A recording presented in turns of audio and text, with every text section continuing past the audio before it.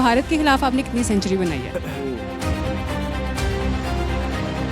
अहमद शहजाद साहब आके सबको ट्रोल कर रहे हैं, सबको क्रिटिसाइज कर रहे हैं, सब पे बोल रहे हैं। जब आप में इतनी एबिलिटी नहीं है और उसके बावजूद आप किसी को ट्रोल कर रहे हो, किसी पे उंगली उठा रहे हो, तो मेरे ख्याल से ये आपका राइट नहीं है। आपने देखा ही होगा वो सिर्फ 2-3 मिनट के लिए हैंग हो गए थे। मुझे मना ज़रूर किया गया था शो स्टार्ट होने से पहले कि आपने क्वेश्चन नहीं करना। शो के बाद ब्रेक के दौरान मेरे पास वो आए हैं।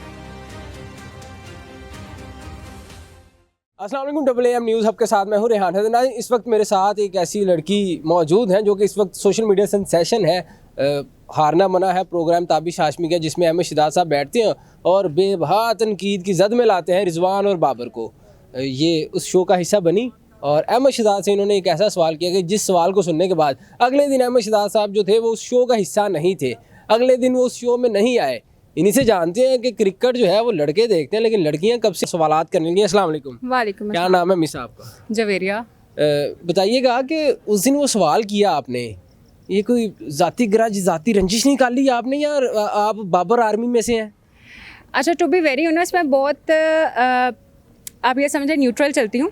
गलत को गलत और अच्छे को अच्छा कहती हूँ। ना तो बाबर आजम साइड पे हूँ। मुझे बहुत ट्रोल भी किया जा रहा है इसी वजह से कि शायद बाबर की आर्मी से है।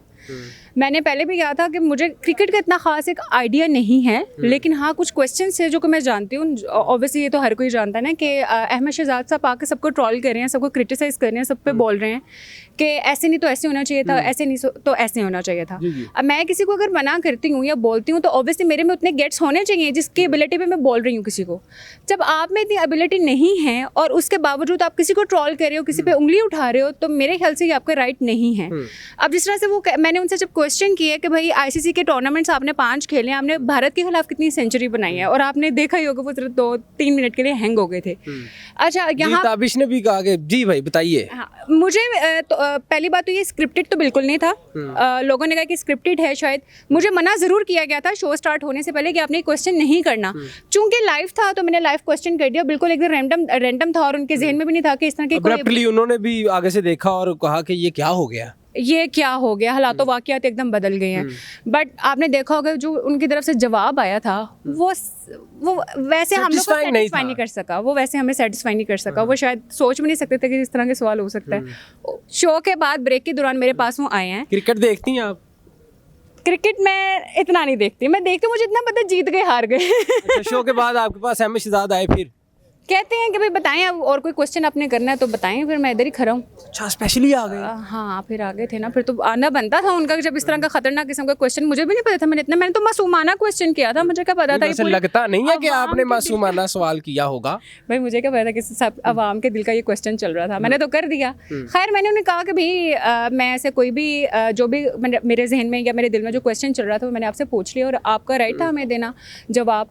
तो अब ये है सीन के उसके बाद काफ़ी ट्रोल हो रहा है। मुझे कह दिया कि इतनी PR एजेंसी की बंदियां। अच्छा, अहमद शहजाद साहब ने भी कह दिया PR एजेंसीज को पैसे मिल गए हैं, ये वो। वल्ला कोई पैसे वूसे भी नहीं हम लोग करते हैं, हम लोग क्रिकेटर नहीं है जो फिक्स कर लेते हैं। अच्छा, हाँ। तो ये भी आपको पता है कि क्रिकेटर फिक्स करते हैं?